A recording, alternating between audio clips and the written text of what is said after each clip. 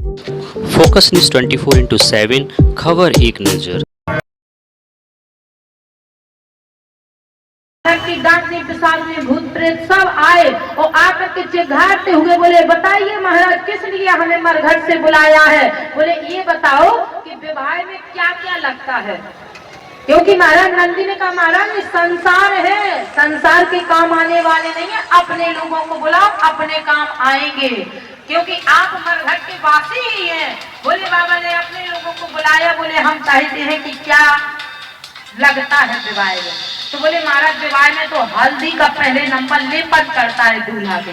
तो बोले लेपन, बोले हमारे घर में तो चुटकी हल्दी नहीं है, तुम लेपन की बात करते हो, इतनी हल्दी कहाँ से आएगी। बोले बाबा से कहा मांग लो बगल वाले से। बोले मांग के?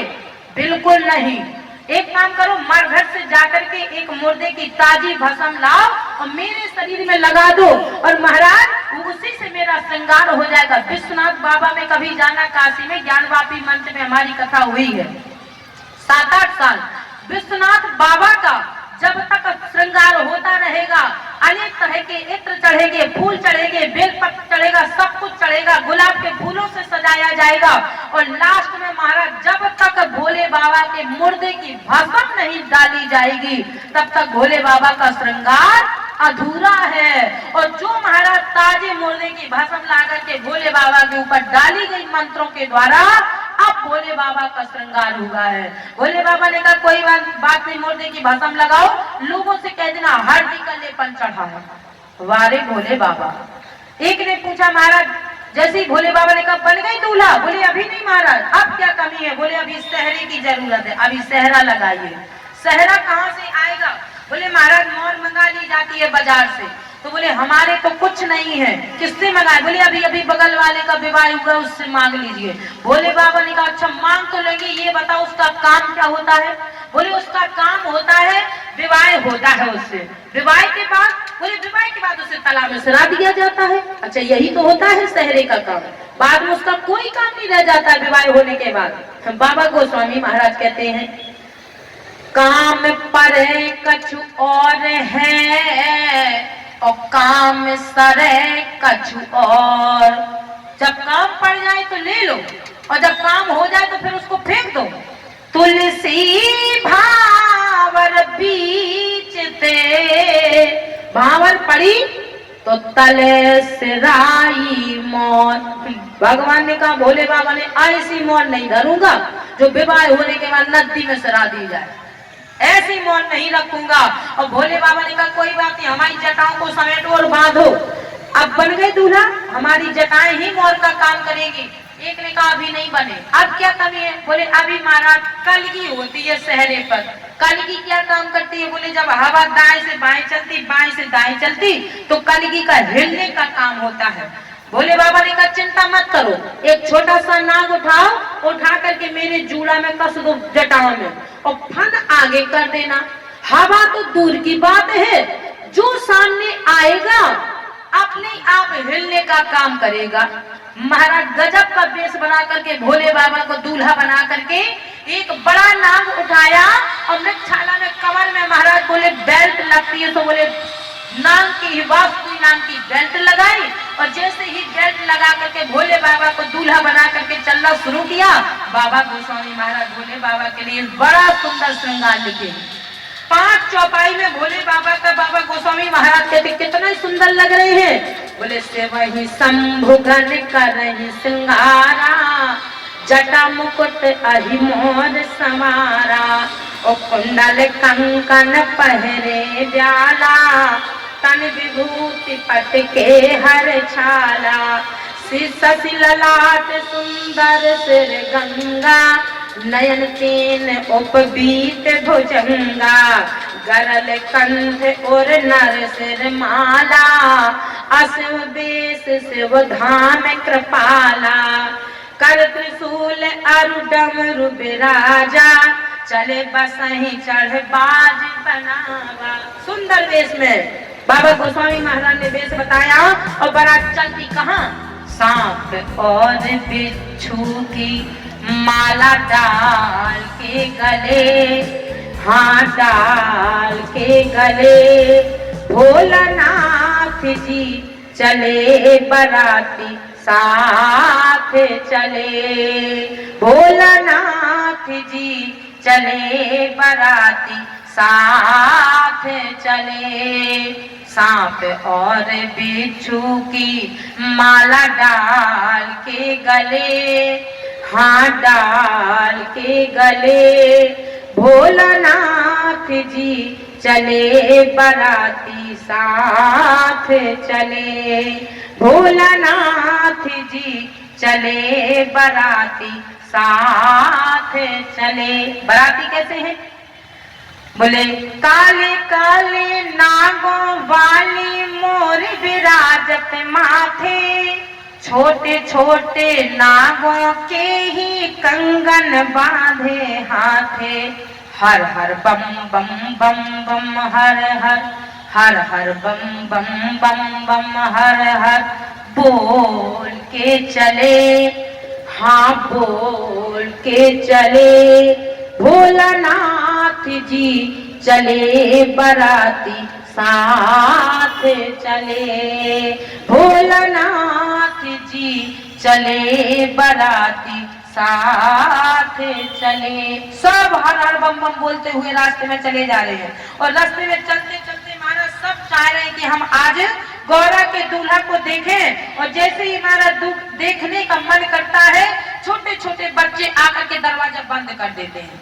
माता पूछती, बेटा दरवाजा क्यों बंद कर रहे हो? गौरा का दूल्हा आने वाला है। उस बेटे ने कहा, माँ जो उस दूल्हा को देख करके जिंदा बच जाए सोई बहुत है। ऐसा दूल्हा है मतलब जिंदा भी नहीं बच सकता। हाँ माँ, जो देख करके जिंदा बने रहे तो बड़ा भाग्यशाली है।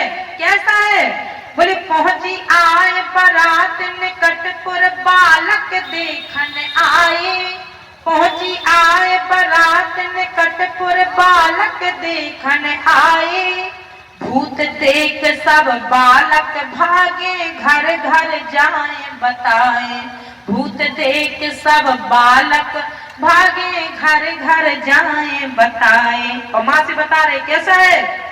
दूल्हा नंगा नंगा दूल्हा, दूल्हा नंगा चढ़ा, ना दिया डाले सांप गले, भोलानाथ जी चले बराती साथ चले, भोलानाथ जी चले बराती साथ चले। और बारात पहुंच गई।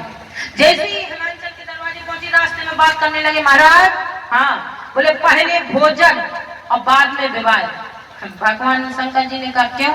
बोले ऐसा है कि विवाह आपका ना होगा तो यहाँ से भी भूखे जाए और वहां से भी भूखे आए। बोले बाबा ने कहा ऐसा भी लग रहा है तुम्हें कि विवाह हमारा नहीं होगा? हाँ, तो ये बात तुमने वहां क्यों नहीं बताई, यहाँ क्यों कह रहे हैं? बोले महाराज तो कल पहले भोजन कर लेने दे, फिर विवाह बाद में होता रहेगा। तुरंत महाराज आनंद फानंद द्वार पल करके महाराज हिमाचल का आदेश होगा। जैसे ही महाराज नाश्ता पानी होने के बाद पंगत लगाई गई। अच्छा, रामचरितमानस में एक विवाह और हुआ है, भगवान की कृपा से आगे सुनने को मिलेगा। एक विवाह ये है, विवाह बाद में और पंगत पहले। और जो पंगत में लगाई तो सबसे पहले पानी वाला आता है, फिर पत्तल वाला आता है, फिर पीछे से बाल्टी में सब्जी लिए सब्जी वाला आता है, फिर पूरी वाला आता है। लाइन से लगे हैं और पंगत वाले ने जैसे पत्तल वाले पत्तल सामने डालने को चाहा तो बाबा कहते को मुखहीन, एक मुंह नहीं है। पीछे वाले से बोला भैया इसके कितनी पत्तल धर है, इसके तो मुंह ही नहीं है। भूत के भीतर से आवाज आई, तुम्हें इससे क्या लेना देना, तुम्हारे यहाँ की जैसी रीति हो वैसा प्रयोग करिए। तुम्हारे यहाँ कितनी पत्तल डाली जाती है, उसने भर भरा के फेंकी पत्तल, आगे बढ़ा। पीछे वाले ने कहा भैया, फिर पूछा, बोले इसके तो मुंह ही मुंह है। को मुखहीन और विपुल मुख काहू, और को बिनु पद को बहु पद बाहू। इसके तो इतने मुंह, कितनी पत्तल। फिर भूत के भीतर से आवाज आई, तुम्हें इससे क्या लेना देना, तुम्हारे यहाँ की जैसी रीति हो तुम तो उतनी पत्तल धर दो। आगे बढ़ने लगे। जैसे तैसे पंगत निपटी और पंगत निपट करके द्वार का कार्यक्रम आया। दरवाजे पर बोले अब दूल्हा को लाओ तो टीका हो जाए। जैसे ही बारात पहुंचने के लिए चलिए महाराज सबसे पहले पहुंचे मैना मैया सुंदर आपके लिए है। सबसे पहले पहुंचे इंद्र भगवान। इंद्र भगवान नारद जी बगल में खड़े, मैया ने पूछ दिया यही मेरी गौरा का दूल्हा है? नारद जी ने कहा नहीं नहीं माई, ये कहाँ दूल्हा है, गौरा का दूल्हा भी आ रहा है। ये तो गौरा के दूल्हा के नौकर चाकर हैं, ये पानी बरसाने का काम करते हैं, पानी परोसने का। मैना मैया को लगा कि जब मेरी गौरा का नौकर, दूल्हा का नौकर ऐसा है तो महाराज मेरी गौरा का दूल्हा कितना सुंदर नहीं होगा। अपने भाव को प्रभाव में डूब करके भगवान कहते मुझे ऐसे प्राप्त करने वाले नहीं हो। और जैसे ही महाराज दूसरे नंबर पर श्री हरि विष्णु का आगमन हुआ, भगवान विष्णु जी ने कहा था सुनो भोले बाबा, अपनी अपनी बारात के आदमियों को अपने अपने साथ रखना, हम जब तक वहां से हट ना जाए तब तक आप आ मत जाना। भोले बाबा से मना किया, भोले बाबा नहीं माने।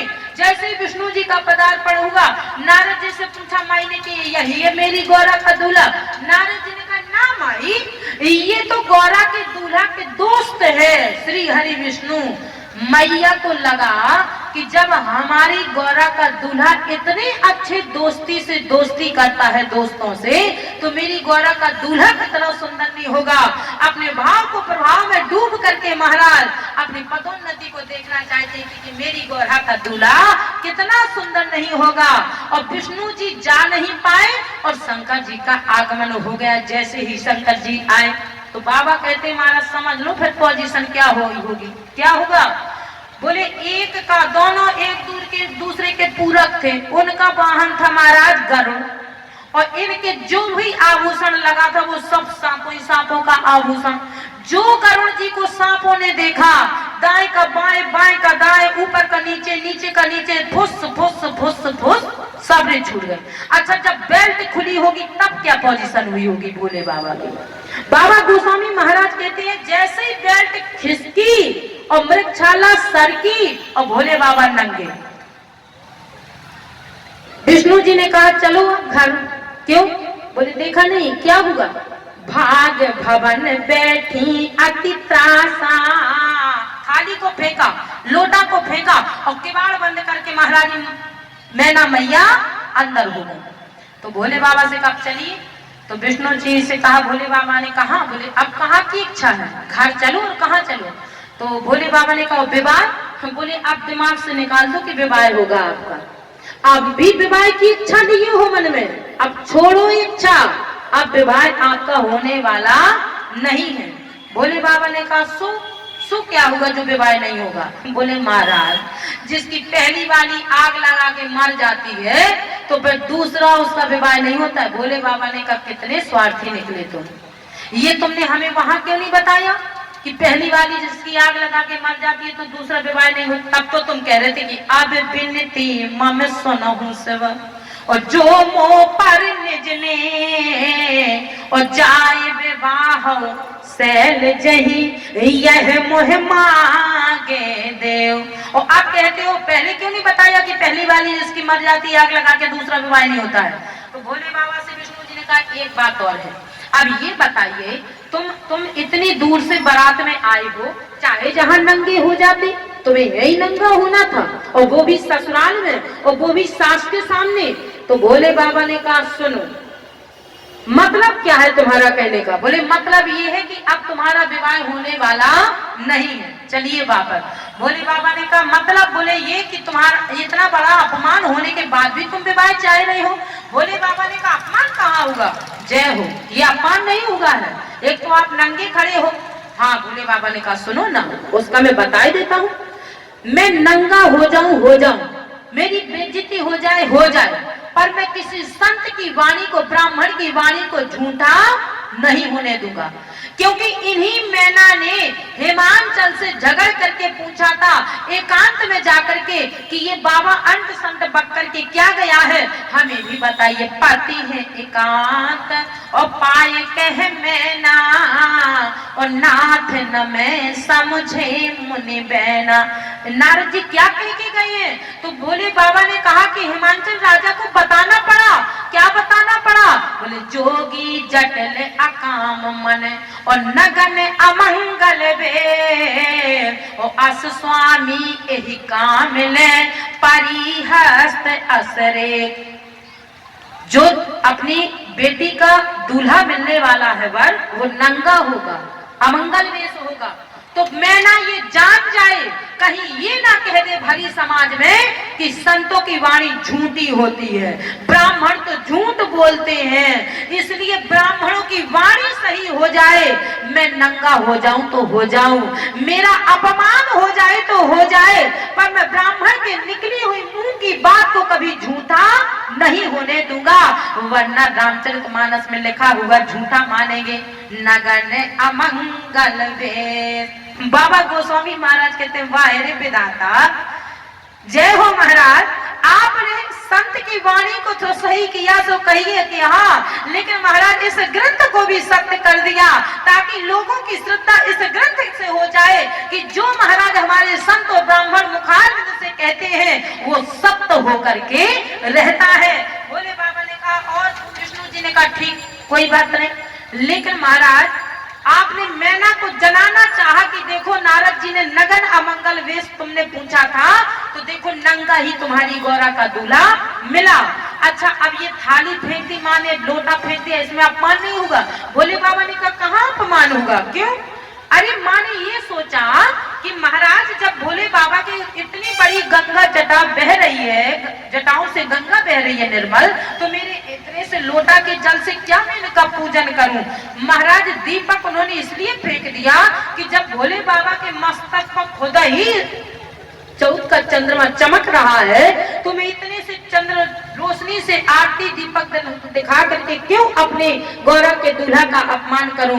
तो ये फिर कहा, बोले मैया मैना ने दरवाजा बंद कर लिया, ये भी अपमान नहीं है? भोले बाबा ने कहा ना, जिस देश की जैसी रीति होती है वैसा लोग करते हैं, यहाँ की ऐसी रीति होगी, जब भी दूल्हा पहली बार दरवाजे पर आता होगा तो दरवाजा बंद किया जाता होगा, अभी देखना थोड़ी देर में खुलने वाला है। श्री हरि विष्णु ने कहा वाह महाराज, जय हो भोले बाबा। भोले बाबा नाम भी महाराज उसी का हो सकता है जो अपमान में भी सम्मान को देख करके निकल जाए, उसे ही भोले बाबा कहा जा सकता है, वरना तो भोले बाबा नाम ही बनना बहुत कठिन है। जैसे ही मैया ने कहा, बोले अब जैसे ही मैया मैना को नारद जी ने समझाना शुरू किया अंदर जाकर के, ए माई क्या बातें हैं, क्योंकि महाराज मैंने तो पहले मैना ने कहा देख मैंने ऐसा क्या काम किया था जो नारद काम और काहे बिगाड़ा, और भवन मोरे जिन बसत उजारा। भीतर बातचीत चल रही थी माँ की और बेटी की। नारद जी ने सुना महाराज कि इस समय माँ और बेटी दोनों बातें कर रही हैं। क्या?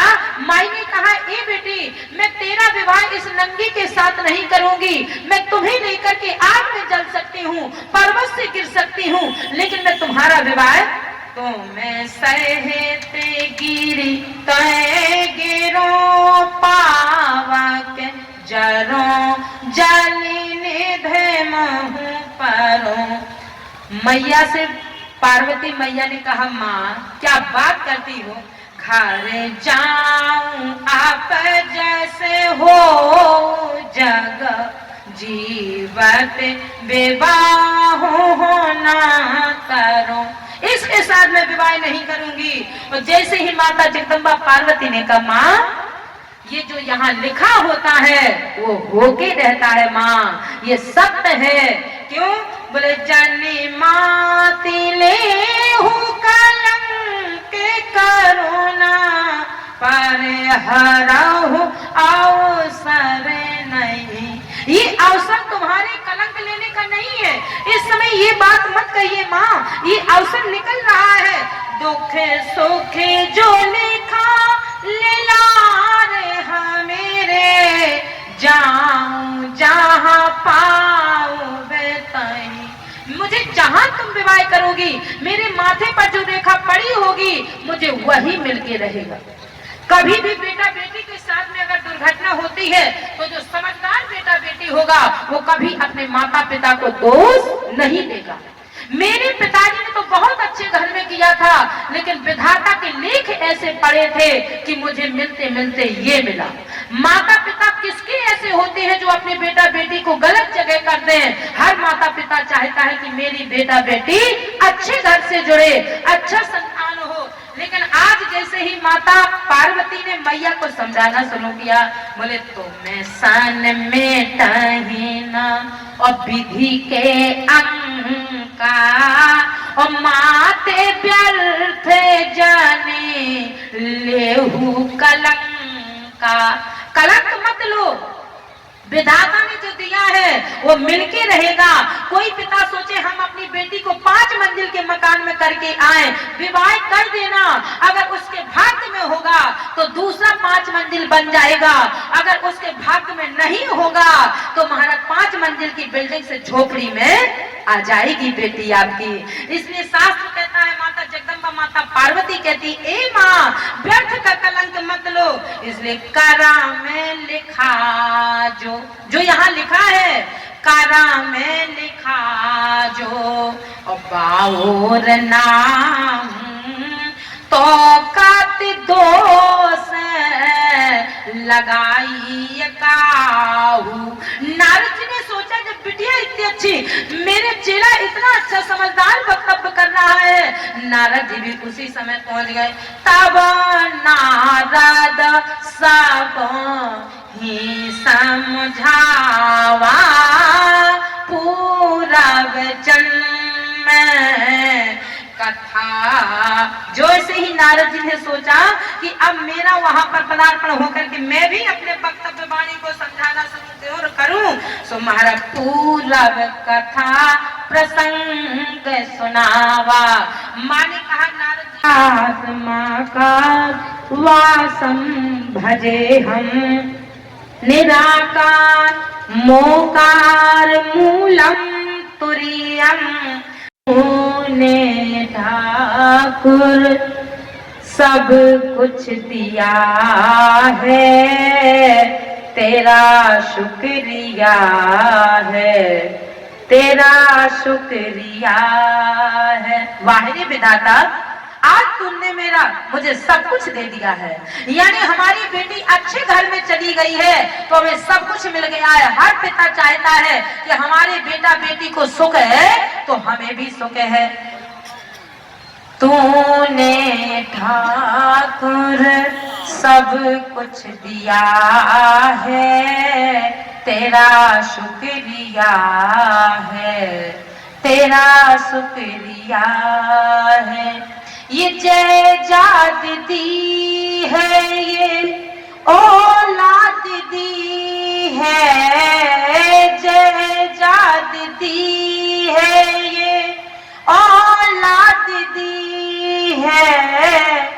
मुसीबत में तूने हर इमदाद दी है, मुसीबत में तूने हर इमदाद दी है। तो ये बंदा तेरे ही, ये बंदा तेरे ही सहारे जिया है, तेरा शुक्रिया है, तेरा शुक्रिया है। तूने मालिक बहुत कुछ दिया है, तेरा शुक्रिया है, तेरा शुक्रिया है। और जो मिलती न मुझे को इमदाद तेरी, जो मिलती न मुझे को इमदाद तेरी, तो क्या थी जमाने में औकात मेरी, तो क्या थी जमाने में औकात मेरी। तेरा ही दिया मैंने, तेरा ही दिया मैंने, खाया पिया है, तेरा शुक्रिया है, तेरा शुक्रिया है।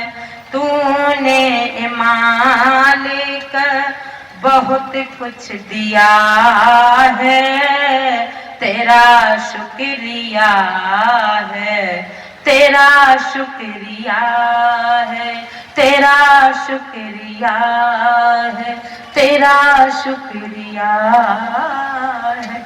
और भोले बाबा अपने कैलाश पर्वत पर आए। समय भी राम जय जय राम, जय जय राम। बोलिए सियावर